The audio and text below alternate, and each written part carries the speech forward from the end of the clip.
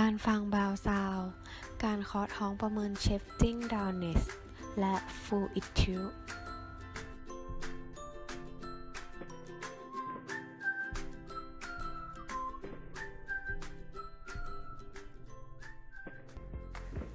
การฟังเสียงเคลื่อนไหวของลำไส้หรือบาวซาวด์การแบ่งพื้นที่บริเวณช่องท้องแบ่งช่องท้องออกเป็น 4 ส่วนแบบ abdominopelvic quadrant หรือแบ่งช่องท้องออกเป็น 9 ส่วนแบบ abdominopelvic region ตำแหน่งการฟังบริเวณท้องการฟังควรทำก่อนการคำหรือการเคาะการฟังต้องฟังให้ทั่วบริเวณท้องครบทุกตำแหน่งในแต่ละครั้ง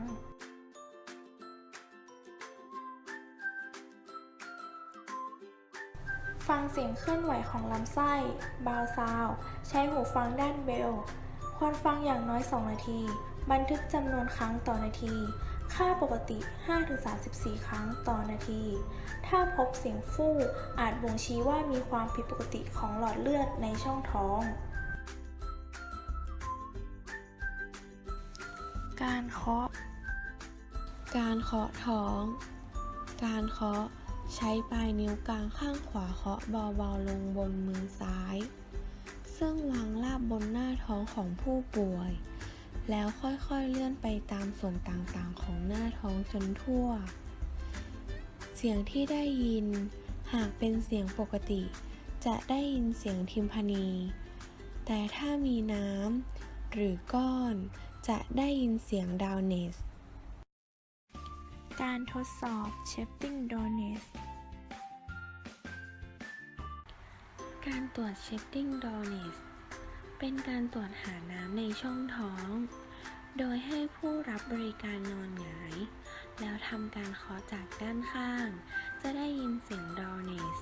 ส่วนบริเวณกลางท้องจะได้ยินเสียงทิมพานีจากนั้นให้ผู้รับบริการนอนตะแคงแล้วเคาะจากด้านข้าง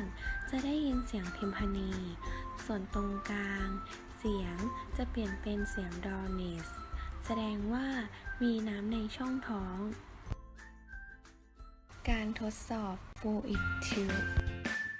โดยให้ผู้รับบริการนอนหงายตั้งมือกึ่งกลางท้องผู้ตรวจใช้มือวางด้านข้างของท้องของด้านใดด้านหนึ่งสังเกตคลื่นน้ำที่มากระทบมือด้านตรงข้ามเพื่อดูว่ามีน้ำหรือของเหลวในช่องท้